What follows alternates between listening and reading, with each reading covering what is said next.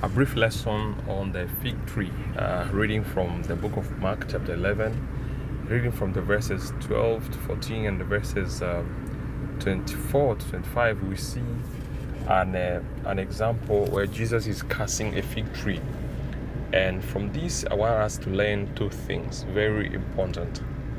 The first thing is why did Jesus had to curse this tree?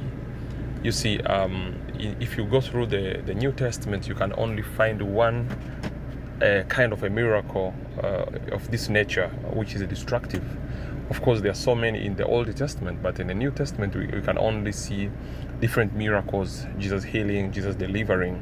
But here, we can see Jesus cursing. And now, here we get our first lesson. Why would Jesus curse the fig tree? Without forgetting that this fig tree represents Israel.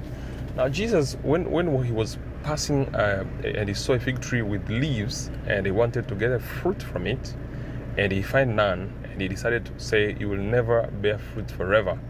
This is because of pretending. Jesus was aware that it wasn't the time of figs, and that's why when the figs is not the time for figs, the figs were not supposed to have leaves.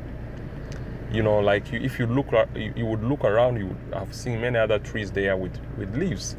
But figs were not expected to have leaves at that time because it wasn't the season for figs. So that's why Jesus, he didn't want the pretense of Israel, the pretense of people, to showing off that from outside they have fruits or they have leaves, but inside they don't have fruits. So it's a hypocrisy that most of us sometimes we fail in that danger, we fail in that trap, and we should always ask God to help us to be real. When you know that you have not done well, and you have to confront the reality, asking God for forgiveness, and not to pretend like everything is okay, and you're showing the false fruits. And now if we go to the other book, the same book, chapter 11, verse 24 and 25, you are seeing the miracle happening. In the next morning, the disciples and Peter was there, saying, "Jesus, behold, look, that the tree that you cast there has dried up." And I want to tell you the truth is why this tree had to wait until the other day and in the other morning to dry up. And you see Peter saying that it has dried up right from the roots, right from the roots. And this is a very important lesson to know that why this tree dried up right from the roots. So when we are praying for a miracle, we have to give time to God to first deal with the roots. Looking directly, looking right down into this type of example of the fig tree.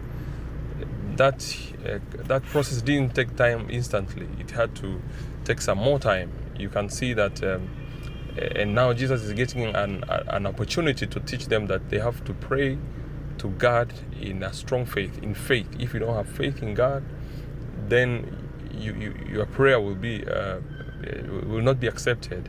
And if you have faith in God, you don't have to see it happening right there when you pray. So believe me, there are things which God have to start dealing with the roots.